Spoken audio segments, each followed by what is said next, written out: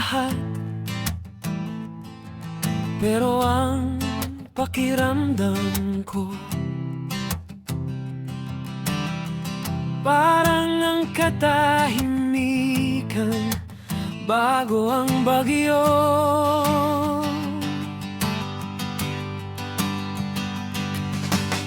Hindi sa ayaw kong sumubok, pero naranasan ko na ito noon.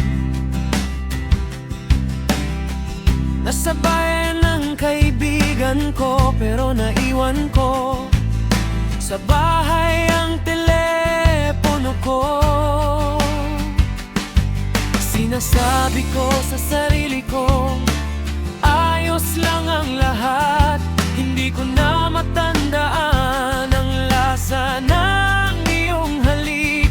Ilang gabi na akong natutulog ng mag-isa.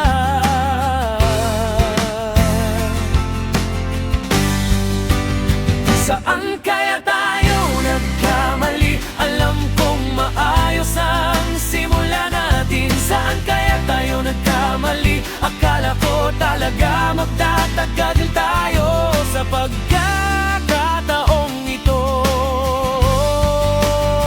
Saan kaya tayo nagkamali? Nagbago ba ang isip mo? Paano nagbago ang isip mo? Sino ang naka-impluensya sa isip mo? Saan kaya tayo nagkamali?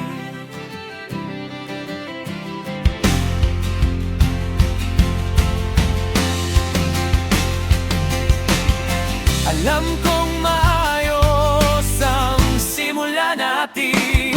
Saan kaya tayo nagkamali? Akala ko talaga magtatagal tayo sa pagkakataong ito. Saan kaya tayo nagkamali? Alam kong maayos ang simula natin. Saan kaya tayo nagkamali? Akala ko talaga magtatagal tayo sa pagkakataong ito. Saan kaya tayo nagkamali? Nagbago ba ang isip mo? Paano nagbago ang isip mo? Sino ang naka-impluensya sa isip mo?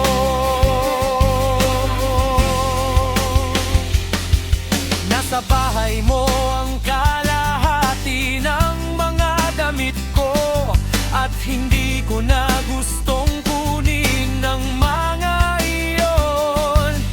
Sobrang sakit sa damdamin ng amoy mo. Ayaw ko nang pahirapan pa ang puso ko ng ganon.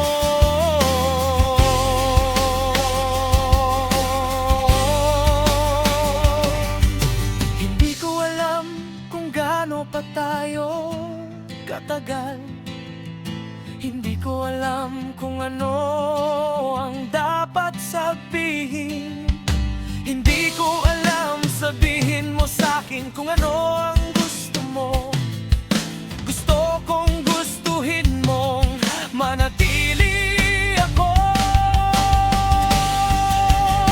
Saan kaya tayo nagkamali? Alam kong maayos ang simula natin. Saan kaya tayo nagkamali? Akala ko talaga magtatagal tayo sa pagkakataong ito. Saan kaya